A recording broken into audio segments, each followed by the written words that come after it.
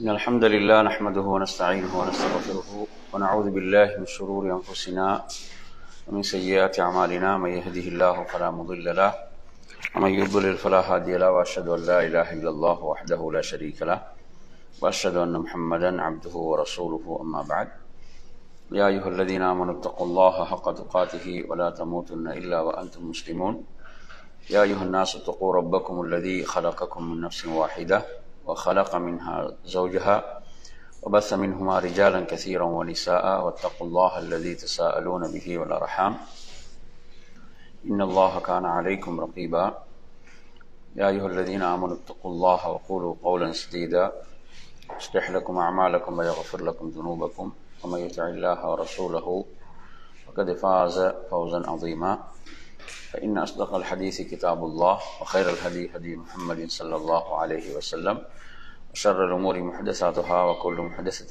بدعة وكل بدعة ضلالة وكل ضلالة في النار. அன்பிற்குரிய என் அருமை சகோதரர்களே, அஸ்ஸலாமு அலைக்கும் வரஹ்மத்துல்லாஹி வபரகாத்துஹு.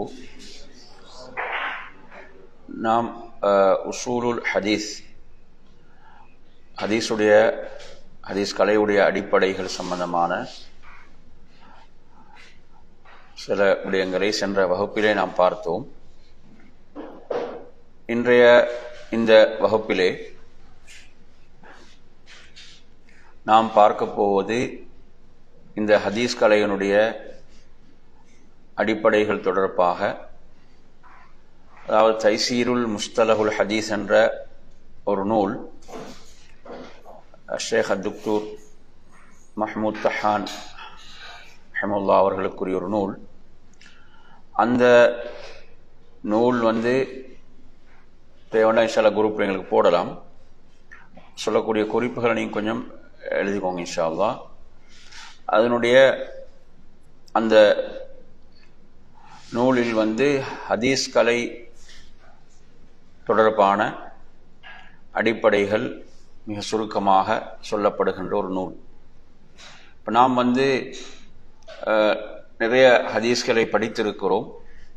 படித்திருக்கக்கூடிய நாம் அந்த ஹதீஸ் கலையினுடைய அடிப்படைகள் சம்பந்தமாகவும் ஒரு சிறிய ஒரு அறிவு நம்மிடம் இருக்க வேண்டும்.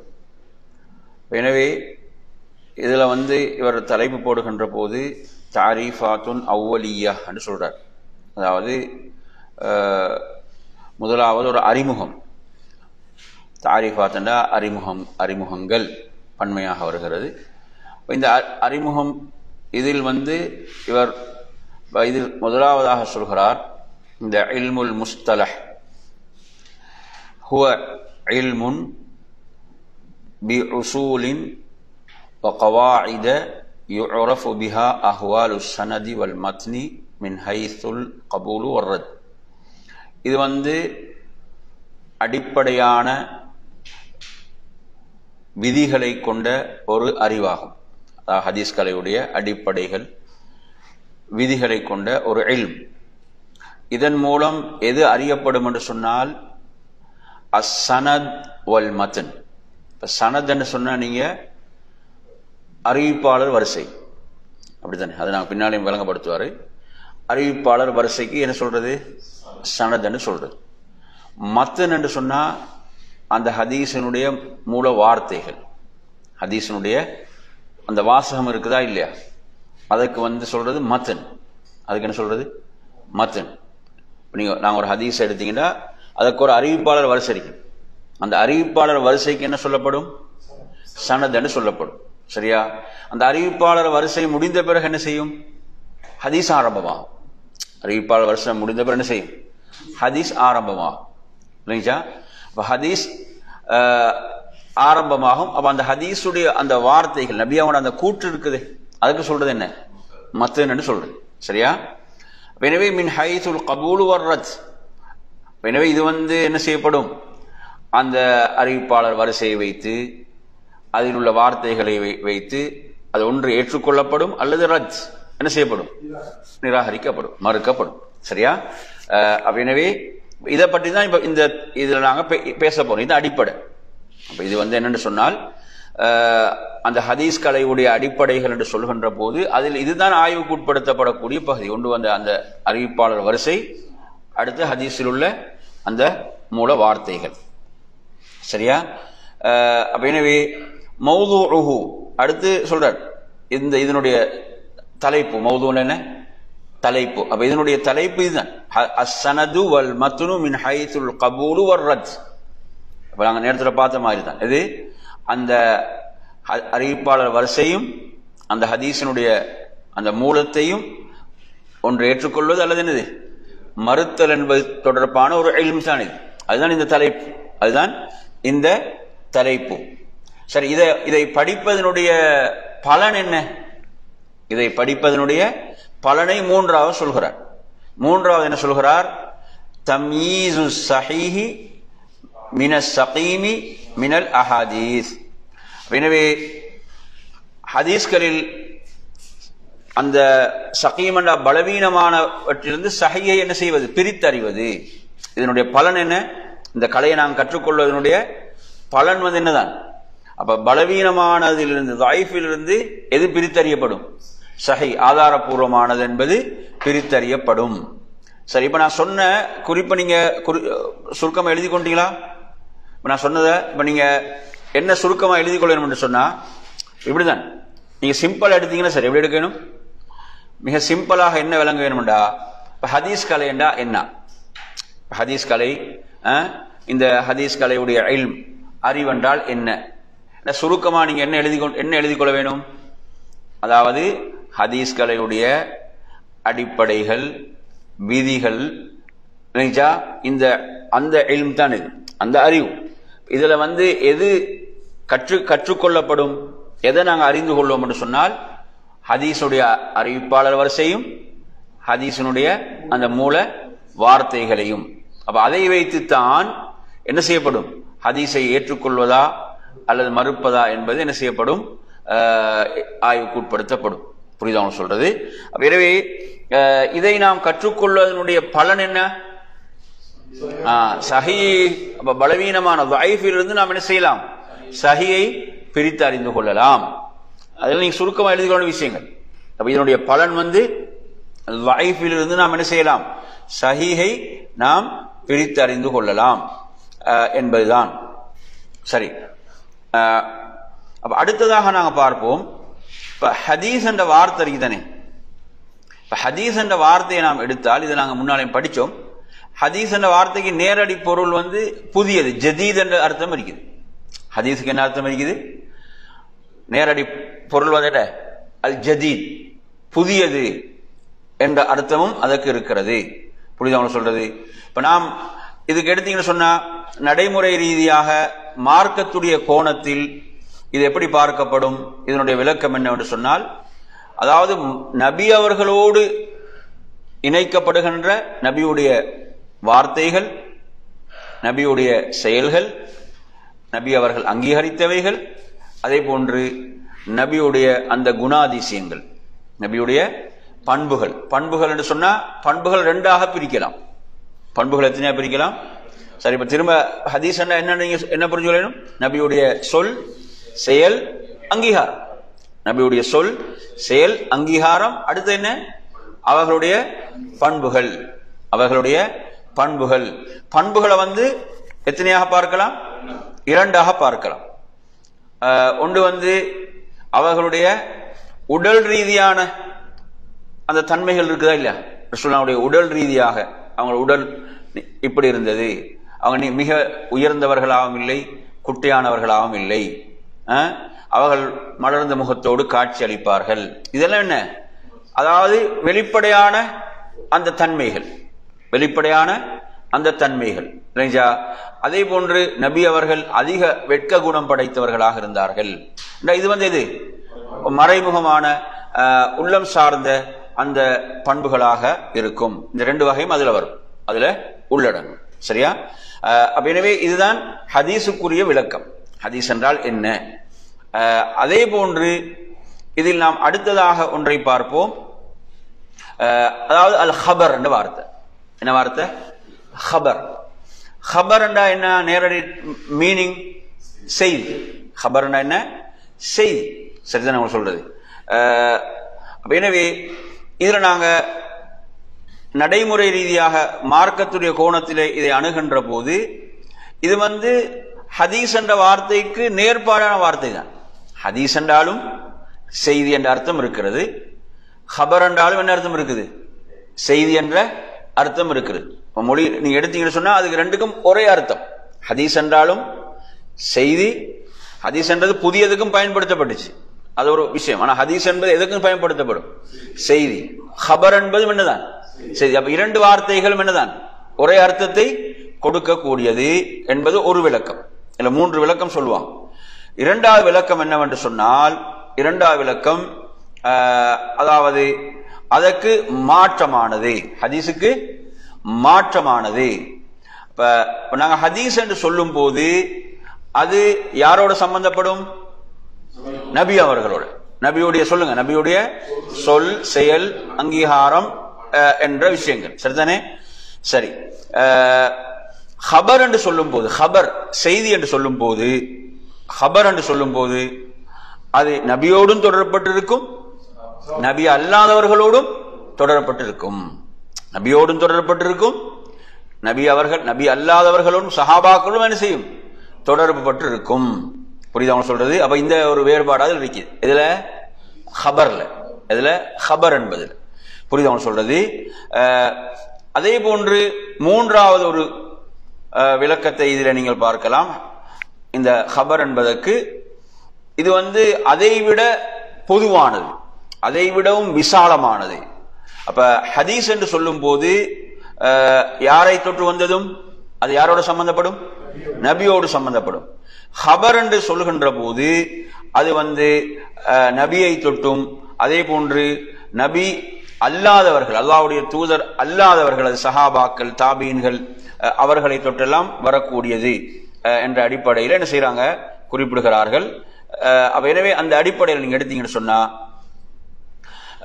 இதில் நாங்க புரிந்து கொள்ள வேண்டிய விடயம் சுருக்கமாக சொன்னா, ஒன்று ஹதீஸ் என்ற வார்த்தைக்கும் ஹபர் என்ற வார்த்தையும் என்னது, ஒரே பொருளை தரக்கூடியது என்ற ஒரு விஷயம். அடுத்து அதுக்கு மாற்றமானது, அதற்கு மாற்றமானது. அது என்ன மாற்றமானது? என்ன, ஹதீஸ் என்றால் அல்லாஹ்வுடைய தூதரோடு சம்பந்தப்படும், ஹபர் என்றால் அது அல்லாஹ்வுடைய தூதரோடும் சம்பந்தப்படும், அல்லாஹ்வுடைய தூதர் அல்லாதவர்களோடும் என்ன செய்யப்படும், சம்பந்தப்படும். சொல்றது ஹதீஸ் என்ற மாஜா அன் நபீசம் அல்ல ஹபரு மாஜா அன் கைரிஹி சொல்றது. அதே போன்று அடுத்ததாக நாம் இதிலே பார்ப்போம் அல் அசர். என்ன வார்த்தை?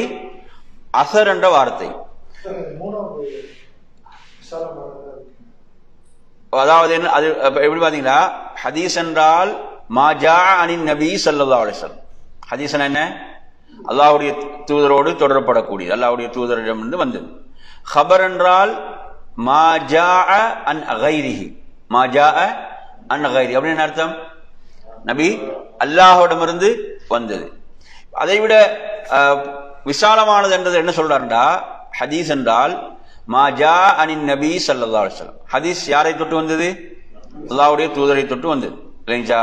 வல் ஹபரு மாஜா அன்ஹு அவ் அன் கைரிஹி.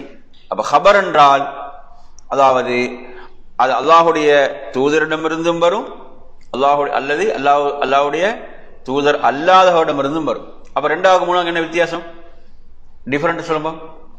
இப்ப ரெண்டாவது நாங்க எப்படி எழுதி கொண்டீங்க,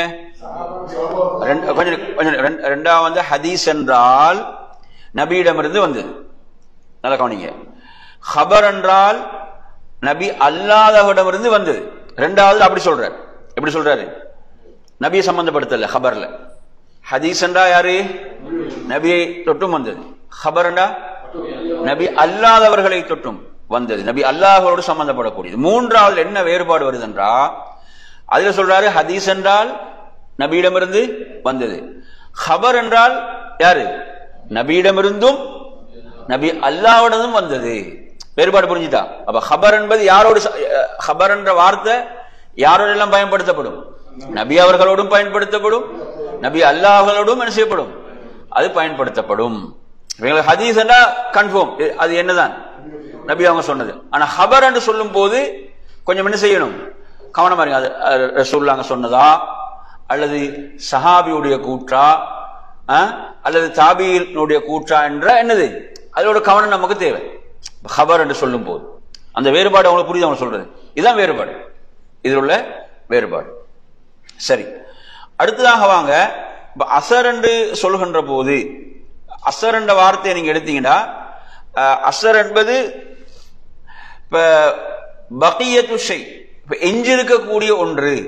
இப்ப அசர் என்று சொன்னா இப்ப உதாரணமா இப்ப ஒன்றுடைய அடையாளம் என்ன செய்யுது அந்த இடத்துல இருக்குது. இப்ப நாங்க கழுவினாலும் அதுல அடையாளம் இருக்கும், அதுக்கு அசர் என்று சொல்லுவாங்க. மொழி ரீதியா எடுத்தீங்கன்னா இது ஒரு மொழி ரீதியான ஒரு பொருள் தான் இது. சரியா? இப்ப அதே நேரத்தில் நீங்க எடுத்தீங்கன்னு சொன்னா இப்ப இதுல சொல்றாரு ஹுவ முராதிஃபுன் லில் ஹதீஸி அன்ன மஅனாஹுமா வாஹித். இப்ப ஹதீஸ் என்ற வார்த்தையும் அசர் என்ற வார்த்தையும் என்ன ஒரே பொருளை கொடுக்கக்கூடியதான். ஹதீஸ் என்று சொல்லும் போதும் ரசூலுல்லாஹ் உங்களுக்கு பின்னால ரசூலுல்லாஹ்வுடைய என்னது கூற்றுக்களும் அவைகள் எஞ்சி இருக்குதா இல்லையா? நபியுடைய கூற்றுக்கள், நபியுடைய செயல்கள், நபியுடைய அங்கீகாரங்கள் இருக்குதா இல்லையா? எஞ்சி இருக்குதா இல்லையா? எனவே அசர் என்ற வார்த்தை மொழி ரீதியாக எடுத்தீங்கன்னா அந்த ஹதீஸோடு என்னதான் நேர்படக்கூடிய ஒரு வார்த்தை தான், நேர்படக்கூடிய ஒரே பொருளில் உள்ள வார்த்தை தான். ஆனால் இப்ப நடைமுறை ரீதியாக மார்க்கத்துடைய கோணத்தில் நீங்க எடுத்து பார்த்தீங்கன்னு சொன்னா இது சஹாபாக்களோடும் தொடர்படுத்தப்படும், சஹாபாக்களோடும் தாபீன்களோடும் இது தொடரப்படுது. அதாவது சஹாபாக்களுடைய சொல் செயல், தாபீன்களுடைய சொல் செயல். இதுதான் நீங்க இதை கவனிக்க வேண்டிய முக்கியமான விஷயம். எது அசர் என்று சொன்னால் ஹதீஸுக்கு நேர்பாடான வார்த்தை தான். ஆனால் நடைமுறை ரீதியாக பார்த்தீங்கன்னு சொன்னா அசர் என்று சொன்னால் நன்றாக புரிந்து கொள்ளுங்கள், அசர் என்பது அது சஹாபாக்களுடைய கூற்றாக, சஹாபாக்களுடைய செயலாக, அதே போன்று தாபீன்களுடைய சொல்லாக, தாபீன்களுடைய செயலாக அது இருக்கும். எது அசர் சொல்றது அசர் என்பது. அசர் வந்து இப்ப உதாரணமாக இப்ப நபியோடு தொடர்படுத்தி அசருன் நபி என்று மாதிரி சேர்ந்து வந்துச்சுன்னா என்னது அது நபி மொழியை மாதிரி புரிஞ்சு கொள்ள முடியும். அசர் என்ற வார்த்தை பொதுவாக வரும்போது அது வந்து பெரும்பாலும் பார்த்தீங்கன்னு சொன்னா அது சஹாபாக்களுடைய கூற்றாக, சஹாபாக்களுடைய செயலாக, தாபீன்களுடைய சொல்லாக, தாபீனுடைய செயல். அப்ப இந்த வார்த்தைகள் வந்து இந்த வார்த்தை பிரயோகங்கள் என்பது நாங்கள் தெரிந்து கொள்ள வேண்டிய சில விஷயங்கள், சரிதானே, சில அடிப்படைகள். இப்ப நாங்க இப்ப சிலவங்க சொல்லுவாங்க ஃபீஹி அசர்னு சொல்லி ஃபீஹி அசர்னுவாங்க. ஃபீஹி அசர்ண்டா இதுல ஒரு சஹாபியுடைய கூற்று இருக்கிறது, இதுல ஒரு சஹாபியுடைய கூற்று இருக்கிறது என்ற ஒரு அர்த்தத்துல என்ன செய்யப்படும், அது பயன்படுத்தப்படும். அடுத்ததாக நீங்க எடுத்தீங்கன்னா இப்ப நாங்க இதுல கவனிக்க வேண்டியது உங்களுக்கு தெரியும், ஒரு ஹதீஸ் எடுத்தா அது முக்கியமான ரெண்டு பகுதி இருக்குது. ஒன்று என்ன, சனத் அறிவிப்பாளர் வரிசை, அடுத்ததாக அல் மத்ன் அந்த ஹதீஸுடைய மூல வார்த்தைகள்.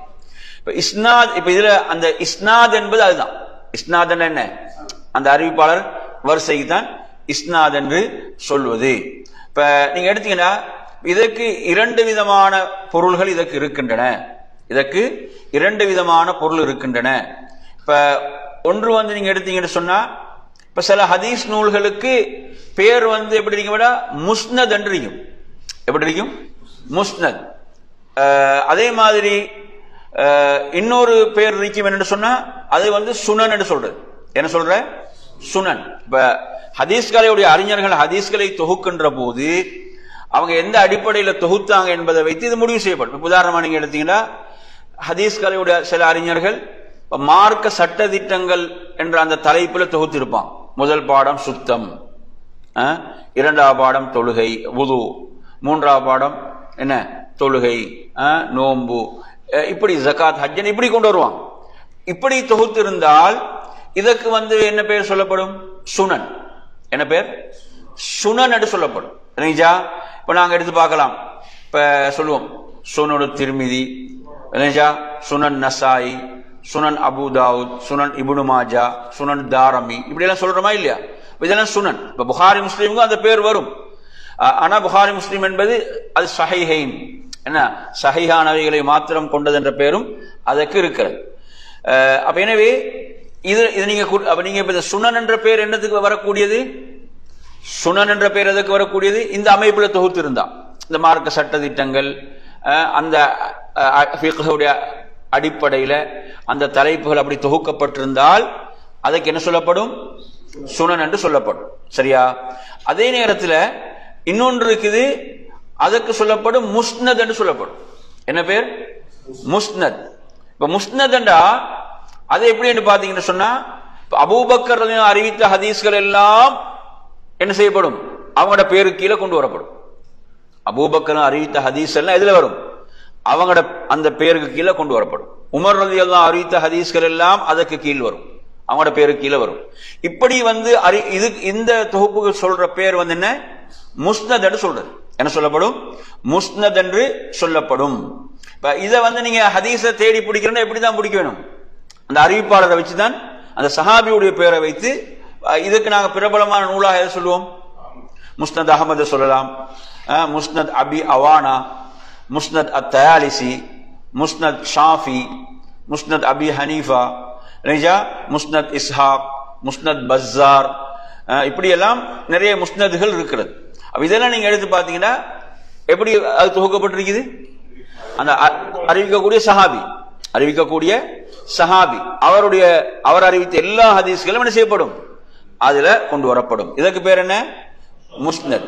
எனவே முஸ்னத், அந்த இஸ்னாத் என்ற வார்த்தை இங்க அவர் கொண்டு வந்து என்ன சொல்றாருன்னா, இந்த ஒரு விளக்கம் அதுக்கு இருக்கிறது. முஸ்னத் என்றால் என்ன? இப்படி தொகுக்கப்பட்ட ஹதீஸ் நூல்கள் சொல்றது. அடுத்ததாக முஸ்னத் என்றால் நாங்க படிச்ச விளக்கம் என்ன? அதாவது அந்த ஹதீஸை அறிவிக்கக்கூடிய அறிவிப்பாளர். இப்ப இமாம் புகாரினா, இமாம் புகாரி ஆரம்பிப்பாரு. இமாம் புகாரி சொல்வார், நான் இவரிடமிருந்து கேட்டேன், அவர் இன்னாரிடமிருந்து கேட்டார். இப்படி என்ன செய்யும்? அந்த அறிவிப்பாளர் வரிசை என்ன செய்யும்? அதுக்கு பேர் என்ன? சனத். அறிவிப்பாளர் வரிசை முடிந்தவுடன் என்ன செய்யும்? ஹதீஸ் ஆரம்பிக்கும். நபி அவங்க சொன்னாங்க. அப்ப அதுக்கு பேர் என்ன? மத்தன். அப்ப இங்க நீங்க என்ன எழுதி கொள்ள வேணும் சொன்னால், சில்சிலத்துர் ரிஜால் அல் மூசிலத்துல் மத்தன். அப்ப அந்த மத்தனுக்கு கொண்டு போய் உங்களை சேர்க்கக்கூடிய சங்கிலி தொடர் எது? அறிவிப்பாளர் வரிசை. அந்த அறிவிப்பாளர் வரிசைக்கு இதுக்கு பேர் என்ன? சனத். இதுக்கு என்ன பேர்? சனத். அப்ப எனவே இதை நீங்க என்ன செய்யுங்க? இதுல நீங்கள் குறித்துக் கொள்ள. அப்ப எனவே அந்த மத்தனுக்கு கொண்டு போய் சேர்க்கக்கூடிய சங்கிலி தொடர் தான் மத்தன என்ன? அந்த ஹதீஸுடைய மூல வாசகங்கள். உதாரணமா இன்னமல் அஅமாலு பின்னியாத், இதுதான் ஹதீஸுடைய வாசகம். இன்னமல் அஅமாலு பின்னியாத்துக்கு முன்னால யார் வருவாங்க? அந்த ஹதீஸ் அறிவிக்கக்கூடிய அறிவிப்பாளர் வரிசை வரும். இல்லைங்க சொல்றது. அப்ப எனவே உங்களை அந்த ஹதீஸுடைய மூல வார்த்தைகள் கொண்டு போய் சேர்க்கக்கூடிய சங்கிலி தொடர் என்ன? அறிவிப்பாளர் வரிசை. அதுக்கு என்ன பேர்? சனத் என்று சொல்லப்படும். புரியுதா? அதை நீங்க என்ன செய்யுங்க? அதை சுருக்கமா எழுதிக்கோங்க. சனத் என்ன? அறிவிப்பாளர் வரிசை, அவ்வளவுதான். சனத் என்ன? அறிவிப்பாளர் வரிசை. அப்ப உங்களுக்கு சுருக்கமா உங்களுக்கு அதை மிக எளிதாக விளங்கிக் கொள்ள முடியும். சரியா? அடுத்ததாக நீங்க எடுத்தீங்கன்னா இதுல மத்தன் என்ன? மத்தன். மத்தன் என்று சொல்லி சொன்னால் என்ன படிச்சோம்? அந்த ஹதீஸுடைய அந்த மூல வாசகங்கள், வார்த்தைகள். உதாரணமா இன்னமல் அஅமாலு பின்னியாத் என்பது. இப்ப இது மொழி ரீதியாக நீங்க எடுத்தீங்கன்னு சொன்னா, மத்தன் என்று சொல்லி சொன்னால் அதாவது இப்ப ஒரு பூமியில உயர்ந்து இருக்கக்கூடிய என்ற ஒரு மொழி ரீதியான அர்த்தம் இருந்தாலும், இப்ப நமக்கு நாங்க மார்க்கத்துடைய கோணத்துல எடுத்தீங்கன்னா அந்த அறிவிப்பாளர் வரிசை முடிந்து ஆரம்பிக்கக்கூடிய, அறிவிப்பாளர் வரிசை முடிந்த பிறகு என்ன ஆரம்பிக்கும்? ஹதீஸ் ஆரம்பிக்கும். அதுக்கு என்ன பேர்? மத்தன். அப்ப என்ன எப்படி எழுதிக்கோங்க? அந்த ஹதீஸுடைய மூல வார்த்தைகள், ஹதீஸுடைய மூல வாசகங்கள் என்பது என்ன செய்யும்? அது மத்தனாக இருக்கும். எனவே அந்த அடிப்படையில இப்ப நாங்க படித்த விஷயங்களை என்ன செய்வோம்? கொஞ்சம் ஒரு மீட்டல் செஞ்சு கொள்வோம். செய்து கொள்வோம். ஏன்னா அதுக்கு அடுத்த பாடத்துக்கு நாங்க போறதுக்கு முன்னால், அடுத்த பாடத்தை நாங்க போறதுக்கு முன்னால இன்றைக்கு படிச்சது கொஞ்சம் எங்களுக்கு பரிச்சயம் இல்லாதால சிரமமாக இருக்கலாம். இப்ப நாங்க இன்றைக்கு படிச்சது, நீங்க முதலாவது நாம் இதில் உங்களுக்கு சொன்ன விஷயம், இந்த ஹதீஸ்களையுடைய அடிப்படையை பற்றி, ஒரு அடிப்படைகள், அதனுடைய விதிகளை பற்றி தான் அங்க என்ன செய்யறோம்? படிக்கக்கூடிய ஒரு கலை. இது படிக்கக்கூடிய ஒரு கலை. இப்ப இதனுடைய பிரதான நோக்கம் என்ன? இதனுடைய பிரதான நோக்கம் என்ன? நாங்க எதை அறிந்து கொள்றது? அறிவிப்பாளர்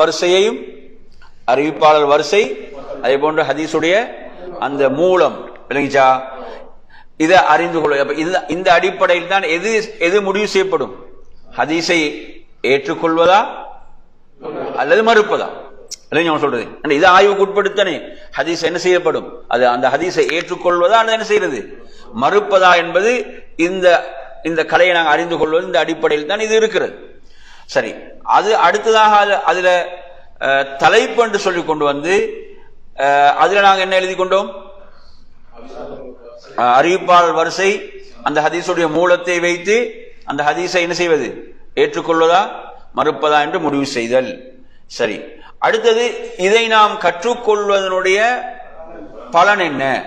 இந்த கலையை நாம் கற்றுக்கொள்வதனுடைய பலன் என்ன? என்ன பலன்? அவ சஹீஹான ஹதீஸில் லைஃபான ஹதீஸ் நாங்க என்ன செய்யறது? சஹியை பிரித்து அறிந்து கொள்வது, விளங்குவது என்பது இதனுடைய முக்கியமான பிரதான பயன். சரியா? அடுத்ததாக நாம் இதிலே பார்த்தோம், ஹதீஸ் என்ற வார்த்தை, ஹதீஸ் என்றால் அது பொருள் நேரடி பொருள் வந்து என்னது? புதியது, செய்தி என்ற அர்த்தம் இருக்குது. அடுத்த இதுல வந்து நடைமுறை ரீதியாக மார்க்கத்துடைய கோணத்தில் இதனுடைய விளக்கம் என்ன? அல்லாஹ்வுடைய தூதருடைய சொல், செயல், அங்கீகாரம், அவரோட பண்புகள் நாங்கள் படிக்கும்போது என்ன செஞ்சோம்? வெளிப்படையானது, அவங்களோட உள்ளம் சார்ந்த மறைமுகமான என்ற இரண்டையும் அதில் பார்த்தோம். அடுத்ததாக ஒரு வார்த்தையை பார்த்தோம், அதாவது ஹபர். இந்த ஹபர் என்ற வார்த்தையை நீங்க எடுத்தீங்கன்னு சொன்னா இது வந்து இதுல முதலாவதாக நாங்க பார்த்த விடயம் இத என்ன செய்யுது? ஹதீஸ் என்ற அந்த பொருளுக்கு என்னது? நேர்பாடான இல்லைங்களா? ஹதீஸ் என்ற ஹபர் என்ற ஹதீஸ் என்ற ஒரு அர்த்தம் படிச்சோம். சரியா? அடுத்ததாக பார்த்தோம் அதுக்கு நேர்மாற்றமானது. அதுக்கு என்ன?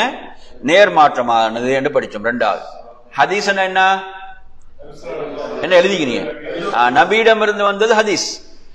ஹபர்ண்டா நபி அல்லாஹ்விடம் இருந்து வந்தது. உதாரணமா யாரிடம் இருந்து? சஹாபாக்களிடம் இருந்து, தாபீன்களிடம் இருந்து வந்தது. மூன்றாவது ஒன்று பார்த்தோம், அது இதை விடவும் விசாலமானது என்று படித்தோம். ஹதீஸ் என்றால் நபியிடமிருந்து வந்தது, ஹபர் என்றால் நபியிடமிருந்தும் அல்லது சஹாபாக்களிடம் வந்தது என்ற அர்த்தம் அதுக்கு இருக்கிறது. இப்ப ஹபர் என்று சொல்லும் போது அது என்ன? அது நபியிடமிருந்து வந்ததாக இருக்கலாம், சஹாபாக்களிடமிருந்து வந்தாங்க. ஆனா ஹதீஸ் என்றால் நாங்க என்ன செஞ்சிடும்? தெளிவா புரிஞ்சு, ஹதீஸ் யாருதான்? நபியிடமிருந்து வந்தது. அதே போன்று இதில் நாங்க படிச்சோம் அல் அசர் என்ற ஒரு வார்த்தையை படித்தோம். அசர் என்ற வார்த்தை அதுக்கும் இரண்டு கருத்துக்கள். ஒன்று வந்து ஹதீஸுக்கு என்ன? நேர்பாடானது. ஹதீஸ் என்றா அசர், அசர் என்றா ஹதீஸ் என்ற ஒரு அர்த்தம் படிச்சோம். அடுத்து என்ன படிச்சோம்? அதுக்கு வந்து நேர் மாற்றமானதுன்னு படிச்சோம். அது யாரோடு தான் தொடர்படுத்தப்படும்? சஹாபாக்களோட தாபீன்கள். சஹாபாக்களுடைய சொல் செயல், தாபீன்களுடைய சொல் செயல். இதெல்லாம் நாங்கள் பின்னால இன்னும் விளங்கப்படுத்தும் போது உங்களுக்கு விளங்கும். நாங்கள் பின்னால இன்னும் அது டீட்டெயிலா படிக்கும் போது விளங்கும். அடுத்ததாக படிச்சோம் இஸ்னாத். சரியா? இஸ்னாத் என்று சொன்னால் அதுக்கு ரெண்டு விளக்கம் படிச்சோம். இஸ்னாத் என்றால் ரெண்டு விளக்கம் படிச்சோம். ஒன்று வந்து இந்த அடிப்படையில் தொகுக்கப்பட்ட நூல்கள், அறிவிப்பாளர் வரிசையை மையமாக வைத்து தொகுக்கப்பட்ட நூல்கள். உதாரணமாக ஹதீஸை அறிவிக்கக்கூடிய சஹாபி எவர் அறிவிக்கிறாரோ அவர் அறிவித்த எல்லா ஹதீஸ்களையும் அந்த இமாம் என்ன செய்வாரு? அது கொண்டு வருவார். அதுக்கு என்ன பெயர்? முஸ்னத். அதுக்கு பேர் என்ன? முஸ்னத். முஸ்னத் அஹ்மத், முஸ்னத் தயாலிசி எல்லாம் பார்த்தோம். சரி, அடுத்தது இன்னொரு விளக்கம் இந்த இஸ்னாதுக்கு படிச்சோம். அந்த விளக்கம் என்ன? இல்ல அந்த இது இந்த இஸ்னாதுக்கு அறிவிப்பாளர் வரிசை. அடுத்து நீங்க என்ன? அறிவிப்பாளர் வரிசை. இஸ்னாத் என்ன? அறிவிப்பாளர் வரிசை. அறிவிப்பாளர் வரிசைக்கு இஸ்னாத் என்று சொல்றது. இப்ப நாங்க பார்த்த அந்த விஷயம் வந்து அது என்ன? ஹதீஸ் கலையுடைய இமாம்கள் ஹதீஸை தொகுக்கின்ற போது ஒன்று எப்படி தொகுத்திருப்பாங்க? ஃபிக்ஹுடைய அந்த தலைப்புகள் அடிப்படையாக கொண்டு தொகுத்தா அதுக்கு என்ன பெயர்? சுனன் என்ற பெயர். அதே போன்று அறிவிப்பாளர் வரிசையை அடிப்படையாக வைத்து அவங்க தொகுத்திருந்தாங்கடா, அறிவிப்பாளர் வரிசை நல்லா புரிஞ்சுக்கோ, அந்த சஹாபி தான். யார் வரிசை மொத்தம் இல்லை, அந்த ஹதீஸ் அறிவிக்கக்கூடிய சஹாபி, அந்த நபித்தோழர். அவர் அறிவித்த எல்லா ஹதீஸையும் என்ன செய்வாங்க? ஒரே இது கீழே கொண்டு வருவாங்க. அப்ப இதுக்கு வந்து பேர் நாங்க என்ன படிச்சோம்? முஸ்லிம் படிச்சோம். சரி, அடுத்ததாக நாங்க படிச்சோம் சனதுக்கு நாங்க மிக முக்கியமான விளக்கம் என்ன? அறிவிப்பாளர் வரிசை, அறிவிப்பாளர் வரிசை என்பதை படிச்சோம். சரி, அடுத்ததாக நாங்க பார்ப்போம். அதாவது மத்தன் என்று சொன்னா என்ன? அந்த அறிவிப்பாளர் வரிசை முடிந்த பிறகு என்ன செய்யும்? அந்த வாசமா ரசூலுல்லாஹ் சொன்ன கூற்று ஆரம்பிக்கும். அதுக்கு பேர் என்ன? அதுக்கு பேர் மத்தன். அந்த மூலம், அதனுடைய மூல வார்த்தைகள் என்பது. சரியா? அப்ப எனவே இந்த அடிப்படையில நாம் இன்றைய பாடத்தை என்ன செய்யலாம்? இத்தோடு இந்த தலைப்பை நாம் நிறைவு செய்து கொள்ளும். இந்த தலைப்பை நாங்க நிறைவு செய்துட்டு அடுத்த தலைப்புக்கு நாங்க போவோம். அடுத்த தலைப்பு என்னென்று சொன்னால், அதாவது தஃப்சீர். என்ன தலைப்பு? தஃப்சீர். தஃப்சீரை பொறுத்தவரையில நாம் சென்ற வகுப்பில் நாம் படித்தோம் தஃப்சீர் 2 வகை. தஃப்சீர் கலையை படிக்கும் போது நாங்கள் படித்தோம் என்ன? 2 வகைன்னு படித்தோம். அதுல முதலாவது என்ன படித்தோம்? சொல்லுங்க பாபா. தஃப்சீர் கலை 2 வகைன்னு படிச்சோம் தானே? சரியா நோட்ஸ் எடுத்துக்கிறீங்களா? தஃப்சீர் அல் மஅசூர். தஃப்சீர் என்ன? அல் மஅசூர் அப்படின்னு என்ன? ஆதாரங்களின் அடிப்படையில் தொகுக்கப்பட்ட தஃப்சீர், ஆதாரங்களின் அடிப்படையில் அமைந்தவை. அதுதான் தஃப்சீர் என்ன? தஃப்சீர் பில் மஅசூர். அத்தஃப்சீர் பில் மஅசூர்.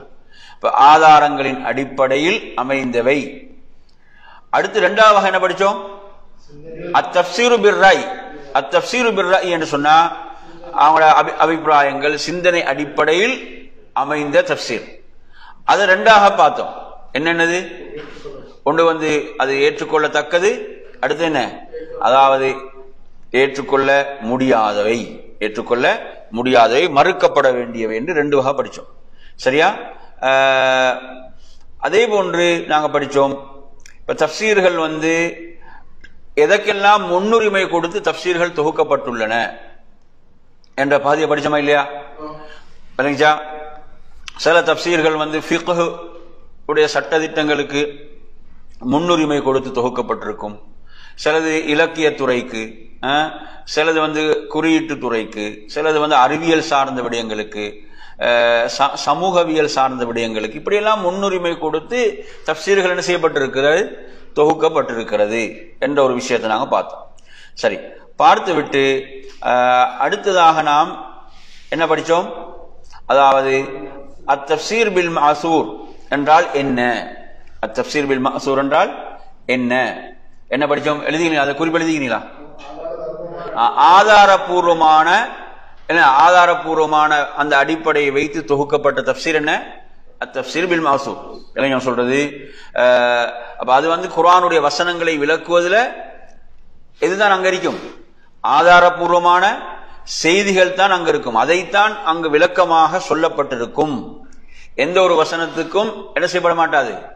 ஆதாரம் இல்லாத செய்திகள் முன்வைக்கப்பட மாட்டாது. இதற்கு என்ன பேர்? தஃப்சீர் பில் மஅசூர். சரியா? சரி, அடுத்தது நாங்க இதை நீங்க எழுதிட்டீங்களா? எழுதலையா? எழுதிதான் நீங்க.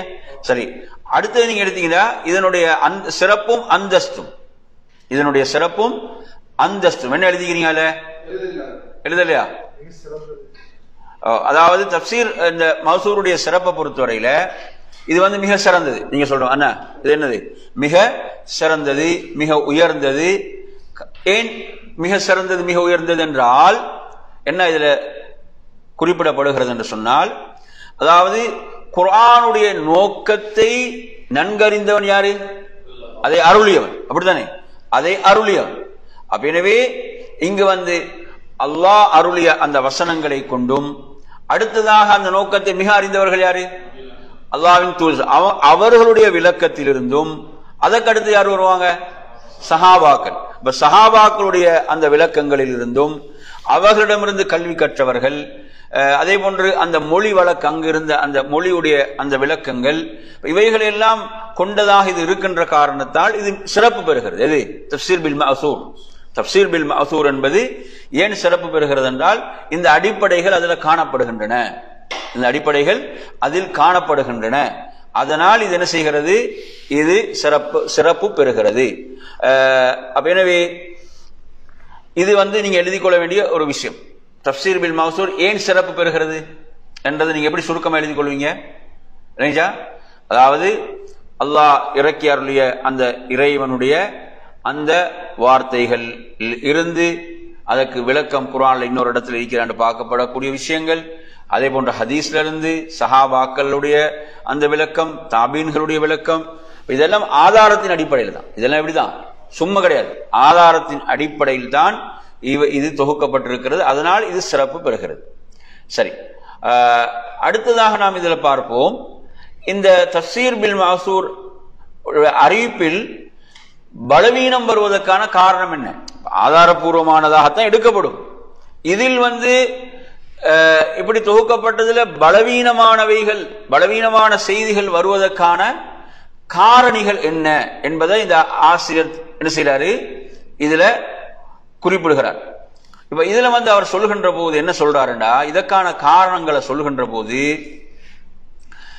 அவர் சொல்றாரு, இப்ப அந்த தஃப்சீருடைய நூலை தொகுக்கக்கூடிய ஆசிரியர் இருக்கிறாரே, இந்த தஃப்சீருடைய நூலை தொகுக்கக்கூடிய ஆசிரியர், அவர் ஏதாவது ஒரு மதுஹப், ஒரு குறிப்பிட்ட ஒரு சிந்தனை தாக்கத்துல அவர் அகப்பட்டிருப்பாரு. இல்லையா, ஒரு குறிப்பிட்ட சிந்தனை. உதாரணமா இப்ப மதுஹப் என்றா இவங்களுக்கு தெரியும், ஷாஃபி மதுஹப் என்று சொல்றோம், ஹனபி மதுஹப் என்றோம், ஹம்பலி மதுஹப், எப்படி மதுஹப் ஒரு வழி இருக்குதானே. அப்ப அதுல ஏதாவது அவர்கள் அந்த மாதிரியான விஷயங்கள் சில நேரம் நீங்க எடுத்தீங்கன்னா, இப்ப வழிகட்ட சாரார்கள் இது, இது மதுஹப் நேர் வழியில் உள்ள விஷயங்கள். இப்ப வழிகட்ட சாரார்னா சில நேரம் பாத்தீங்கன்னா ஷியாக்களுடைய வழிகட்ட சிந்தனை தாக்கங்கள், அதால பாதிக்கப்பட்டவர்கள் இல்லைங்களா, அல்லது இந்த ராஃபிதா ஷியாக்கள் இன்னும் உள்ள பிரிவுகள், இவ்வாறான சிந்தனை தாக்கங்களுக்கு உள்ளானவர்கள் என்ன செய்வார்கள், இப்படியாக அவங்களோட கருத்துக்கு வளைந்து கொடுக்க மாதிரி என்ன செய்வாங்க, தஃப்சீரை கொண்டு வரும்போது அவர்கள் தங்களுடைய அந்த கருத்துக்களுக்கு சாதகமான அறிவிப்புகளை கொண்டு வருவாங்களே தவிர அது ஆதாரபூர்வமானதுன்னு பார்க்க மாட்டாங்க. எதை பார்க்க மாட்டாங்க, அது ஆதாரபூர்வமானதுன்னு பார்க்க மாட்டாங்க. எதுதான் அவங்களோட சிந்தனை இருக்கும், அவங்களோட சிந்தனை தாக்கத்துக்கு அதை வலு சேர்க்கிறதா அதை கொண்டு வராங்க. இப்படியான காரணங்களால சில பொழுதுகள் என்ன செய்யும், பலவீனமான செய்திகள் நுழையும். அதெல்லாம் அடையாளம் கண்டு எல்லாம் அறிஞர்கள் தெளிவா அதெல்லாம் சொல்லிட்டாங்க, அதெல்லாம் எந்த பிரச்சனையும் கிடையாது. அதெல்லாம் செஞ்சுட்டாங்க, தெளிவா அடையாளப்படுத்திட்டாங்க. இப்ப நான் என்ன சொல்ல வருகிறேன் என்றால், இதுல சில நேரம் பலவீனம் வருவதற்கான காரணிகளை அடையாளப்படுத்துறாங்க அறிஞர்கள். சரியா? அடுத்ததாக இரண்டாவது காரணம் என்னவென்று சொன்னால், அப்ப நீங்க எழுதிக்கோங்க, என்ன தவறான சிந்தனை தாக்கங்களால, உதாரணமா ஷியாக்கள் உடைய சிந்தனை தாக்கங்கள், ஹவாரிஜிகளுடைய சிந்தனை தாக்கங்கள், இப்படியானவர்கள் அந்த தஃப்சீர் நூலை தொகுக்கின்ற போது அவங்க என்ன செய்வாங்க, அவங்களோட சிந்தனைக்கு சார்பாக அந்த செய்தியை கொண்டு வருவாங்களே தவிர அதனுடைய ஆதாரத்தன்மை என்ன செய்ய மாட்டாங்க, பார்க்க மாட்டார்கள். புரிஞ்சுதா சொன்னது? இல்லைங்களா இல்லையா? விலங்காடி கேளுங்க. சரி, அடுத்ததாக நீங்க எடுத்தீங்கன்னா இதுல கவனிக்க வேண்டிய விஷயம் என்னவென்று சொன்னால், இப்ப இந்த மாதிரியான மசூராத் என்ற தஃப்சீருடைய வகையில் பலவீனமான செய்திகள் வருவதற்கான காரணங்கள்ல, அதாவது தஃப்சீர் துறையில நீங்க எடுத்தீங்கன்னா இஸ்ராயிலியாத்னு சொல்லுவாங்க. இஸ்ராயிலியாத் என்ன, வேதக்காரர்களிடமிருந்து பெறப்படும் செய்திகள். இஸ்ராயிலியாத் என்ன அர்த்தம், வேதக்காரர்களிடமிருந்து, இப்ப முன்னர் அருளப்பட்ட வேதங்கள் இருக்குதா இல்லையா, அந்த வேதக்காரர்களிடமிருந்து பெறப்படும் செய்திகள். சிலவங்க என்ன செய்வாங்க, கூடுதலான தகவலுக்காக அந்த செய்திகளை எடுத்து போடுவான்.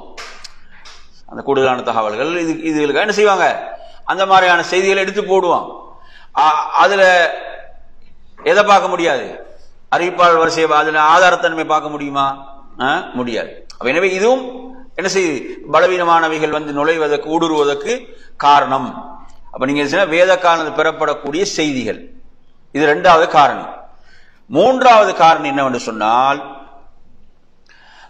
என்ன சொல்றாங்கடா, அறிவிப்பாளர் வரிசையை கவனம் எடுக்கல, அறிவிப்பாளர் வரிசையை என்ன செய்யவில்லை, கவனம் இல்லாதொழித்தமை. அப்ப இதனால் என்ன ஆச்சு, ஆதாரபூர்வமான செய்திகளோடு ஆதாரமற்ற செய்திகள் கலப்பதற்கு இந்த நிலை தோன்றியது. தஃப்சீர் கலையில நீங்க எடுத்தீங்கன்னா, தஃப்சீர் கலையில என்ன செஞ்சுட்டு, அறிவிப்பாளர் வரிசையில முக்கியம் இல்லை, என்ன செஞ்சிருவாங்க, இப்ப நீங்க எடுத்து பாருங்களேன், இப்ப இப்னு அப்பாஸ் ரலியல்லாஹு அன்ஹு சொன்னாங்கன்றா அதுக்கு என்ன முக்கியம், அறிவிப்பாளர் வரிசை முக்கியம், அப்படித்தானே? இப்னு அப்பாஸ் சொன்னாங்க, கால கதாதா சொன்னார், கால முஜாஹித் சொன்னார்ன்றா என்ன வேணும், அதுக்கு அறிவிப்பாளர் வரிசை முக்கியம். அப்ப இந்த அறிவிப்பாளர் வரிசை என்ன செஞ்சிட்டாங்க, அலட்சியமாக விட்டு அப்படி நேரடியாக அவங்க சொன்ன மாதிரி எழுதும் போது என்ன செஞ்சுட்டு அங்க ஒரு பிரச்சனை ஏற்பட்டுச்சு. அப்படிங்களா? அந்த இல்லாத ஒழித்தமையின் காரணத்தால ஆதாரமற்ற செய்திகள் நுழைவதற்கு காரணமாகிவிட்டது. அப்ப அதனாலதான் இப்ப தஃப்சீர் கலை நீங்க எடுத்தீங்கன்னா இப்ப தஃப்சீர்ல சொல்லப்படக்கூடிய செய்திகளை பொறுத்தவரையில அதுல மிக முக்கியம் என்ன? அறிவிப்பால் வரிசை என்பது இன்றியமையாது. இப்ப ஒரு ஹதீஸ் எடுங்களேன், ஹதீஸ் எடுத்தா ஹதீஸுக்குரிய அறிவிப்பால் வரிசையெல்லாம் என்ன செய்யப்படும்? அவ்வளவு ஆதாரத்தன்மையில அதுல இருக்கும். அது போன்று இங்க கவனிக்கப்படும். இதுல அது மாதிரி இல்லைன்னா என்ன செய்யலாது, அதை ஏற்றுக்கொள்வதோ செயல்படுத்துறதுல அங்க சிக்கல் வரும். புரியுது அவன் சொல்றது? அப்ப எனவே தஃப்சீரை பொறுத்தவரையில இப்ப நாம் இந்த தஃப்சீர் அல் மஅ்சூர் என்பதற்குள் இவ்வாறான பலவீனமான செய்திகள் வருவதற்கான காரணம் என்ன? இவ்வாறான நூல்கள், இப்படியான நூல்கள்ல பலவீனமான செய்திகள் வருவதற்கு 3 காரணங்கள் சொல்லியிருக்கிறார். எத்தனை சொன்னாரு? 3 காரணிகள் சொல்லி இருக்கிறார். அந்த 3 காரணிகள் நாங்க பின்னால கடைசியா என்ன செய்வோம், அதை நாங்க மீட்டிக்கொள்வோம். சரியா? அடுத்ததாக நீங்க எடுத்தீங்கன்னு சொன்னா தஃப்சீர் அல் மஅ்சூர் என்பது 2 வகைப்படும் சொல்றார். தஃப்சீர் அல் மஅ்சூர், மஅ்சூர் என்ன படிச்சோம்? ஆதாரத்தின் அடிப்படையில் தொகுக்கப்பட்டவைகள், அப்படித்தானே? ஆதாரத்தின் அடிப்படையில் தொகுக்கப்பட்டவைகள் என்பது 2 வகைப்படும். அதாவது எது சரியானது என அறிவிக்கப்பட்டுள்ளதோ அது சொல்றது. அப்ப எது சரியான அறிவிப்பால் வரிசையோட கிடைக்குது என்றால் அது ஹதீஸ் மாதிரி தான். அது எது மாதிரி தான்? அறிவிப்பால் வரிசை இருக்குது. இப்ப இப்ப ஹதீஸ் மாதிரி நான் என்ன சொல்ல வரேன்டா, ஹதீஸுக்கு எப்படி அறிவிப்பால் வரிசை இருக்குது அது மாதிரி இருக்குது. அறிவிப்பால் வரிசை இருக்கிறது என்று சொன்னால் அதை நாங்க என்ன செய்வது? செயல்படுத்துவது. அதை நாங்க என்ன செய்வது? செயல்படுத்துவது. அடுத்ததாக நீங்க எடுத்தீங்கன்னா 2வது இப்ப நாங்க மேற் சொன்ன 3 காரணிகள் சொன்னோமே. எத்தனை காரணம்? 3 காரணிகள் சொன்னோம். இந்த காரணிகளை அடிப்படையாக வைத்து அது ஆதாரமற்றதாக மாறிவிடும் போது, எப்படி மாறுது? ஆதாரமற்றதாக பலவீனமாக மாறும் போது அதை நாங்க என்ன செய்யலாது, அதை எடுத்து சொல்வதோ அதை நாங்க ஏற்றுக்கொள்வதோ கூடாது. புரிஞ்சு நம்ம சொல்றது? இப்ப இதெல்லாம் அடிப்படை. இந்த அடிப்படை பின்னால் நாங்க போகும்போது உங்களுக்கு இன்னும் விளங்கும். அதனுடைய உதாரணங்களோடு நாங்க சொல்லும் போது உங்களுக்கு என்ன செய்யும், அது விளங்கும். எனவே தஃப்சீர் அல் மஅ்சூரை நாங்க எத்தனையா பார்த்தோம்? 2 வகையா பார்த்தோம். ஒன்று ஆதாரபூர்வமானது. மஅ்சூர் ஆதாரபூர்வமானதுதான், மாற்று கருத்து இல்லை. ஆனா அதில் பலவீனம் கலப்பதற்கு சில காரணிகளால கலந்து விட்டது. அப்ப அந்த காரணிகள் விடும் போது அது என்ன செய்யலாது, அதை ஏற்றுக்கொள்ள முடியாது என்பதை நாம் புரிந்து கொள்ள வேண்டும். சரியா? அதே போன்று தஃப்சீர் அல் மஅ்சூருடைய சட்டம் என்னவென்றால், தஃப்சீர் அல் மஅ்சூருடைய சட்டம் என்னவென்றால் அது ஆதாரபூர்வமாக கிடைக்கும் போது என்ன செய்யணும், அதை நாங்க ஏற்றுக்கொள்ளணும், அதை புறக்கணிக்க கூடாது. ஆதாரபூர்வமா கிடைக்குது இல்லையா? இப்னு அப்பாஸ் ரலியல்லாஹு அவர்கள் இப்படி சொன்னார்கள் என்றது ஆதாரபூர்வமாக கிடைக்குது. சரியா? சில நேரங்களில் சஹாபாக்களுடைய கூற்றுக்கு என்ன அந்தஸ்து கிடைக்கும்? நபியுடைய கூற்று அந்தஸ்து கிடைக்கக்கூடிய சந்தர்ப்பம்லாம் இருக்குது. அப்ப எனவே ஆதாரபூர்வமாக கிடைக்கும் போது என்ன செய்யணும், அதை ஏற்றுக்கொள்ள வேண்டும், மறுக்க கூடாது என்பது இதனுடைய சட்டம். இதனுடைய சட்டம் தஃப்சீர் அல் மஅ்சூருடைய சட்டம் என்னன்னு கேட்டா நீங்க என்ன சொல்ல வேணும்? ஆதாரபூர்வமாக கிடைக்கும் போது அதை என்ன செய்யணும், ஏற்றுக்கொள்வதும் செயல்படுத்துவதும் அதில் ஒரு அவசியமான ஒரு விடயம் என்பதை நாம் புரிந்து கொள்ள வேண்டும். சரியா? சரி. அடுத்ததாக என் அருமையான சகோதரர்களே, நாம் இப்ப நாங்க படிச்ச விஷயங்களை ஒரு சின்ன மீட்டர் ஒன்று நாம் செய்து கொள்வோம். நாங்க முதலாவது இன்றைய பாடத்தில் நாங்க மிக சுருக்கமாக போறதாக இருந்தா தஃப்சீர் தஃப்சீர் கலையில 2 வகை என்று படிச்சோம். ஒன்று அல் மஅ்சூர், தஃப்சீர் பில் மஅ்சூர். அடுத்த தஃப்சீர் பில் ரஅய். தஃப்சீர் பில் மஅ்சூர் என்ன? ஆதாரங்களின் அடிப்படையில் தொகுக்கப்பட்ட தஃப்சீர்கள். அடுத்தது தஃப்சீர் பில் ரஅய் என்ன? சிந்தனை ரீதியாக உருவான தஃப்சீர்கள். சிந்தனை ரீதியாக உருவான தஃப்சீர்கள் எத்தனை வகை? 2 வகை. ஒன்று என்னது? ஏற்கத்தக்கது. அடுத்தது அதை ஏற்றுக்கொள்ள முடியாது. அடுத்ததாக பார்த்தோம் தஃப்சீர் ஒவ்வொரு கலைக்கு முக்கியத்துவம் கொடுத்து தஃப்சீர்கள் தொகுக்கப்பட்ட விஷயத்தை பார்த்தோம். சரி, அடுத்ததாக தஃப்சீர் பில் மஅ்சூர் என்றால் என்ன? தஃப்சீர் பில் மஅ்சூர் என்றால் ஆதாரபூர்வமான அடிப்படையில் என்ன செய்யப்பட்டவைகள் விளக்கம், அந்த குர்ஆனுடைய வசனங்களுக்கு விளக்கங்கள் சொல்லப்படுகிறது ஆதாரபூர்வமாக. ஹதீஸ்கள் இருந்து, சஹாபாக்களுடைய கூற்றுக்கள் இருந்து, தாபின், இப்படி ஆதாரபூர்வமாக என்ன செய்யப்படுது, சொல்லப்படுவதற்கு தஃப்சீர் பில் மஅ்சூர் என்று சொல்லப்படும். அப்ப இதனுடைய இந்த தஃப்சீர் பில் மஅ்சூருடைய சிறப்பு என்ன? இதனுடைய சிறப்பு ஏன் சிறப்பு பெறுகிறது? அதாவது அல்லாஹ் அல் குர்ஆனை அருளியவன் அல்லாஹ், அவனுக்குத்தான் என்ன செய் அதனுடைய நோக்கம் ஏன் என்ற அந்த வசனங்களுடைய நோக்கம் எல்லாம் அறிந்தவன் அல்லாஹ். எனவே குர்ஆன்ல அதுக்கு சொல்லப்படுகின்ற விளக்கங்கள், அடுத்து அல்லாஹ்வுடைய தூதர் கூறிய விளக்கங்கள், அதுக்கடுத்து சஹாபாக்கள் கூறிய விளக்கங்கள், அதற்கடுத்து தாபீன்கள் கூறிய விளக்கங்கள், இவைகளை மையமாக கொண்டதுதான் இந்த தஃப்சீர் என்ன பில் மஅசூர் என்பது. அதனால் இது என்ன செய்கிறது? மிகவும் சிறப்பு பெறுகிறது. சரி, அடுத்து நாங்க படிச்சோம் 3 காரணிகள். இந்த தஃப்சீர்ல கூட, இப்படியாக தொகுக்கப்பட்ட தஃப்சீர்கள்ல கூட பலவீனமான செய்திகள் ஏன் நுழைந்தன, ஆதாரமற்ற செய்திகள் ஏன் இந்த தஃப்சீர்களுக்குள் நுழைந்தன அப்படி பாத்தீங்கன்னா போட்டிருக்கிறாங்க. தஃப்சீர் பில் மஅசூர் என்று எப்படி போடப்பட்டது? ஆதாரங்கள் அடிப்படையில் தொகுக்கப்பட்ட தஃப்சீர் என்று அதுல போட்டிருக்கிறாங்க. ஆனா போடப்பட்ட தஃப்சீருக்குள் என்ன நுழைந்திருக்குது? ஆதாரமற்ற செய்திகள் நுழைந்து இருக்கின்றன. அப்ப அதற்கான காரணிகள் என்ன ஏன் என்பதுல 3 காரணிகளை சொல்கிறார். ஒன்று, அந்த நூலை தொகுத்த ஆசிரியர் இருக்கிறாரே, அவர் சில வழிகட்ட சிந்தனைகளால தாக்கம். உங்களுக்கு தெரியும், அன்றைய காலங்கள்ல வழிகட்ட பிரிவுகள்ல முஅ்தஸிலா, யாரு? முஅ்தஸிலா என்ற வழிகட்ட பிரிவு. இப்ப சில தஃப்சீர்கள் எடுத்தீங்கன்னா, தஃப்சீர் அஸ்-ஸமக்ஷரி போன்ற தஃப்சீர்கள் எல்லாம் இந்த மாதிரியான சிந்தனை தாக்கங்கள் அதுல இருக்கும். அவங்க என்ன சிந்தனை தாக்கங்கள் அவங்கள உள்ளாகினாங்களோ, சில நேரம் அது அவங்க அறிந்தும் நடந்திருக்கலாம், அறியாமலும் நடந்திருக்கலாம். புரியுது சொல்றது? அப்ப இப்படி இந்த மாதிரியான வழிகட்ட சிந்தனை தாக்கங்கள் அவர்களுக்குள் நுழைந்த காரணத்தால் என்ன செய்வாங்க?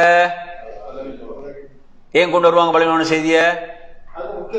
அவங்களோட சிந்தனையை நிறுவுவது, அவங்களோட அந்த சிந்தனை நிறுவுவதற்காக என்ன செய்வாங்க? ஆதாரமற்ற செய்தியையும் கொண்டு வந்து விடுவார்கள். தெரிந்து நடந்திருக்கலாம், தெரியாமல் நடந்திருக்கலாம். ஓகே, சரி. 2வது என்ன படிச்சோம்? இல்ல இஸ்ராயிலியாத் என்ற வார்த்தை நீங்க தஃப்சீர்ல நீங்க படிக்கும் போது, இஸ்ராயிலியாத் வேதக்காரர்களிடமிருந்து பெறப்பட்ட செய்திகள், வேதக்காரர்களிடமிருந்து பெறப்பட்ட இப்ப தலைப்புகளை நீங்க எடுத்தீங்கன்னா, அந்த தலைப்புகள்ல வரும்போது பார்ப்பாங்க தஃப்சீர் அறிஞர்கள் இது சம்பந்தமாக அந்த வேதங்கள் என்ன சொல்லப்பட்டிருக்குது என்று விளக்கத்துக்கு தான் கொண்டு வருவாங்க. விளக்கத்துக்கு கொண்டு வந்தாலும் பிறகு வாரவங்க என்ன செய்வாங்க? அதை ஆதாரமாக எடுத்துருவாங்க. அவங்க என்ன செய்வாங்க? ஒரு கூடுதலான விளக்கத்துக்காக சில கொண்டு வருவார்கள். இப்படியாக இந்த இஸ்ராயிலியாத் என்ற நுழைந்த காரணத்தாலும் என்ன செய்து அந்த பலவீனத்தன்மை அங்கு உருவாகிறது. சரி, 3வது என்ன? அறிவிப்பாளர் வரிசையை கண்டுகொள்ளல. அறிவிப்பாளர் இப்ப காலை இப்னு அப்பாஸ் சொன்னாருன்னா அப்படி போட்டு பைத்தாங்கடா, அங்க என்ன வேணும்? அங்க அவர் சொன்னதுக்கு என்ன வேணும்? அறிவிப்பாளர் வரிசை வேண்டும். அறிவிப்பாளர் வரிசை கால முஜாஹித் யார்ட்டு கேட்டார் என்ற செய்திகள் வர வேணும்.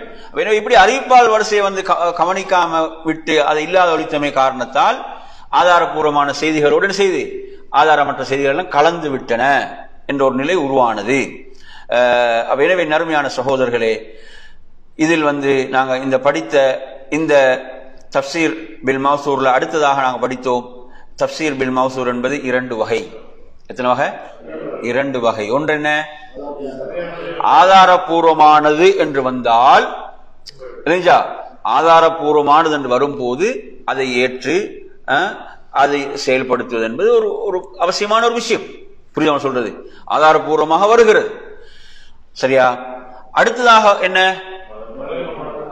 நாங்க சொன்ன மாதிரி இந்த காரணிகளால பலவீனமான செய்திகள் அதிலே ஊடுருவி விட்டால் அது நாங்கள் செய்யாது, ஆதாரமாக எடுத்துக்கொள்வதோ அதை நாம் எடுத்து சொல்வதோ கூடாது.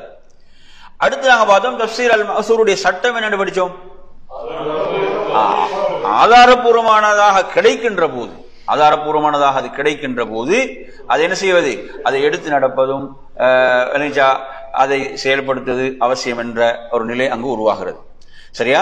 சரி, நாங்க படிச்ச விஷயங்கள் எல்லாம் நிறைய பின்னால் நாங்க உதாரணங்களோடு உங்களுக்கு சொல்லும் போது இன்னும் என்ன செய்யும்? எளிதாக புரிந்து கொள்ள முடியும் இன்ஷா அல்லாஹ். எனவே நாம் இன்றைய வகுப்பை நாம் இத்தோடு நிறைவு செய்து கொள்வோம். அல்லாஹ் உங்கள் அனைவர்களுக்கும் அருள் செய்ய போதுமானவன். வாஹிர் தஅவானா அல்ஹம்துலில்லாஹி ரப்பில் ஆலமீன். அஸ்ஸலாமு அலைக்கும் வரஹ்மத்துல்லாஹி வபரகாத்துஹு.